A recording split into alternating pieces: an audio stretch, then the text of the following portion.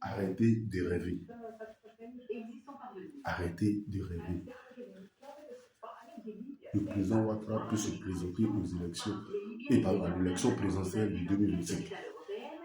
Arrêtez de rêver. Est-ce que vous m'entendez? Arrêtez de rêver.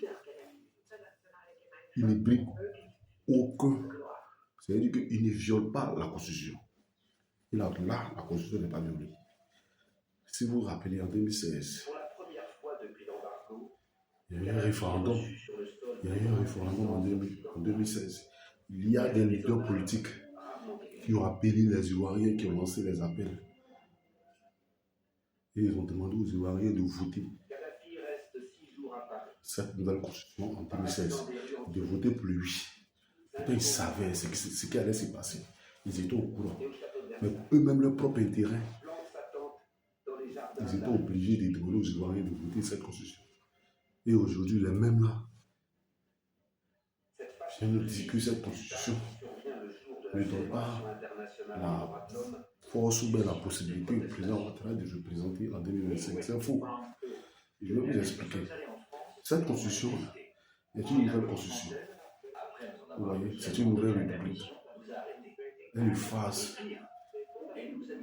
beaucoup de lois et beaucoup d'arrêtés de l'ancienne constitution de 2000 qui a été votée par le général Robert Guèye, le EULU.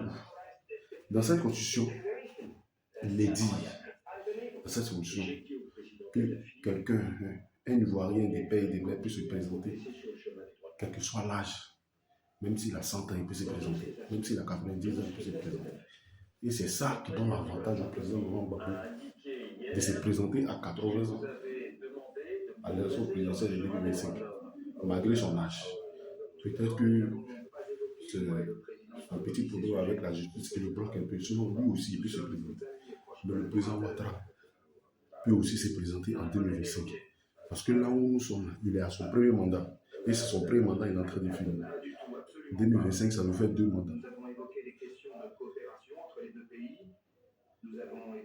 En 2025, il peut se présenter. C'est-à-dire cette année-là, l'élection de octobre 2000, le 31 octobre, le président Ouattara peut se présenter sans problème. Personne ne peut l'empêcher, rien ne peut l'empêcher. Vous avez voté une constitution qui est en train de créer problème aux Ivoiriens aujourd'hui. Vous avez demandé aux Ivoiriens de voter une constitution. Ils sont en train, cette même constitution est en train de créer le problème aux Ivoiriens. Donc, ne venez pas nous dire, nous demander d'aller faire des blocus ou bien essayer de faire comprendre aux Ivoiriens que la Constitution ne permet pas au président Ouattara de se présenter en 2025. C'est faux.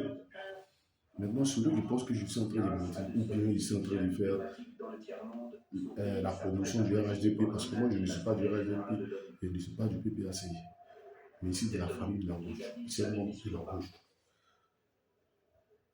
Vous voyez, je suis de la gauche, mais je ne suis pas du PPACI, c'est un militant du PPACI.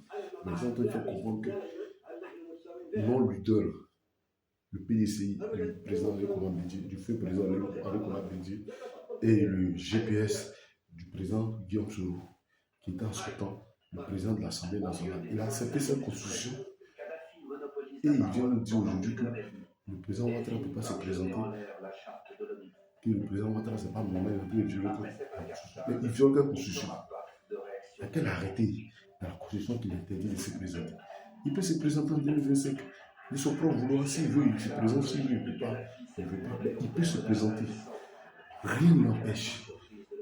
Pour le cas aussi du président Laurent Gbagbo, le président Laurent Gbagbo peut se présenter en 2025 sans problème. Peut-être c'est la justice, comme il répète tout à l'heure, il a dit tout à l'heure, peut-être c'est la justice qui peut l'interdire à se présenter. Sinon, lui aussi peut se présenter. Ils sont pas vouloir. Rien ne peut l'empêcher. Vous avez voté une constitution qui est en train de foutre la lettre, qui est en train de créer des problèmes aux Ivoiriens. Oui. Donc, j'ai fait cette vidéo pour interpeller les jeunes. Les politiciens, ils se connaissent en eux. Quand ils font les petits arrangements, il n'y a personne là. Donc, c'est à nous maintenant de savoir mener nos combats. Si tu es militant du PACI, il faut savoir mener ton combat. Tu es militant du RADP, il faut savoir mener ton combat. Mais selon aussi, on doit faire comprendre à la population, vous voyez que voilà ce qui est en train de se passer. Et puis voilà ce qui est en train de se passer. Voilà, bonsoir.